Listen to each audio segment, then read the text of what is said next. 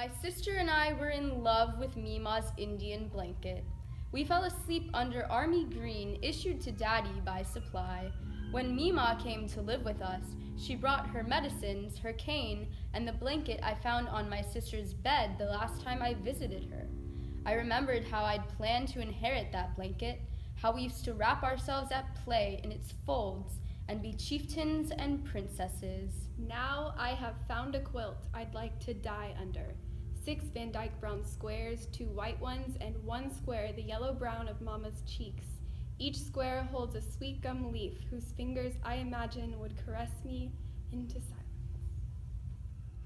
I think I'd have good dreams for 100 years under this quilt, as Mima must have under her blanket, dreamed she was a girl again in Kentucky among her yellow sisters, their grandfather's white family nodding at them when they met.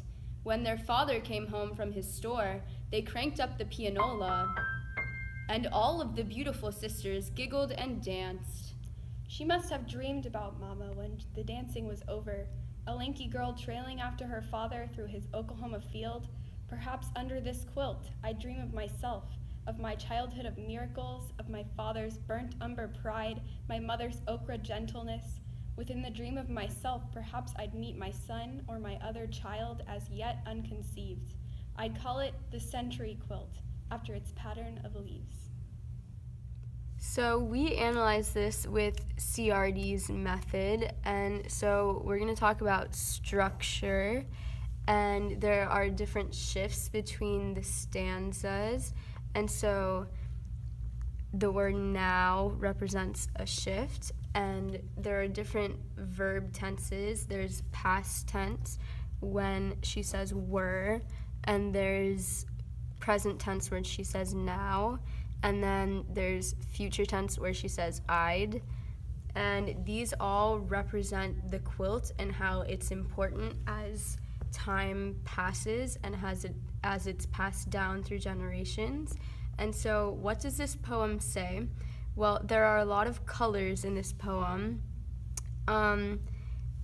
There's brown, white, yellow-brown, and there's yellow and white, and then ochre and burnt umber. And the colors over here represent the colors of the quilt, but the colors over here represent skin color, and so it represents the different races of the family all under one quilt. How does this poem say? There are images, such as in line 11 and 12, where she says, we used to wrap ourselves at play in its folds and be chieftains and princesses. And this represents how they viewed the blanket as a sort of power and as a place to play. And this parallels with in line 21, where she says, I think I'd have good dreams for 100 years under this quilt. And now she views it as a sense of security. And so this just shows the transformation of meaning as she's growing older and maturing and realizes the meaning of her family. And so each square holds a sweet gum leaf whose fingers I imagine would caress me, as she says right there. And this is an image of trees, such as a family tree, and it shows growth for the future, and it kind of links her previous family with her future family. And when she says, I'd call it the century quilt after its patterns of leaves, she's trying to reference her family tree.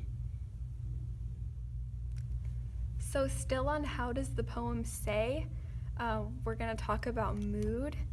And so the tone words that we picked for this poem are pensive, which is like reflecting in serious thought, sentimental and nostalgic.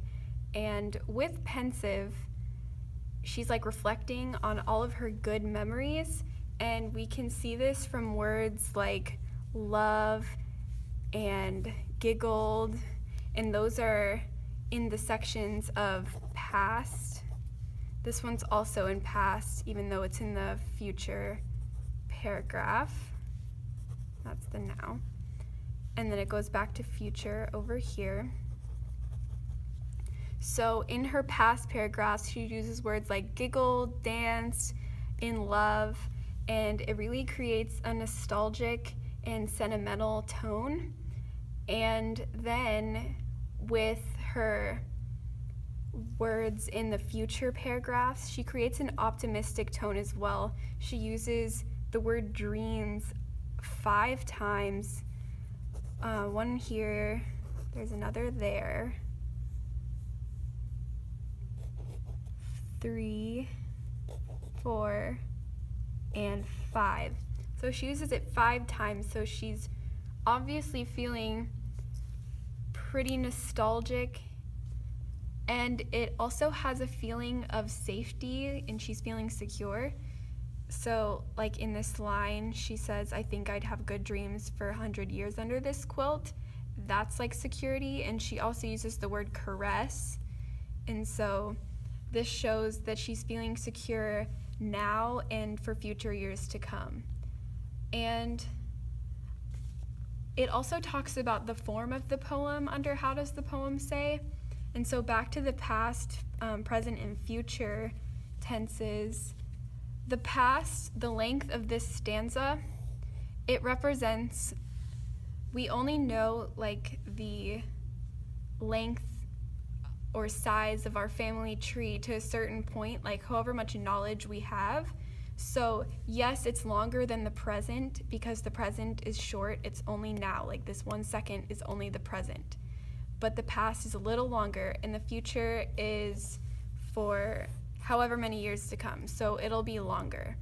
And this little interruption of past also creates the tone of nostalgia, because even though the future is coming, we still think about our past, and it represents that history repeats itself, or the passing on of family traditions in this family tree. And finally, what does the poem say to me? So it asks the question, have I ever felt this way or experienced this emotion? And I think that nostalgia and being sentimental is all really relatable to most people, especially like seniors. This is the year where we remember like all of our things that we've done all throughout school. So I think this is really relatable.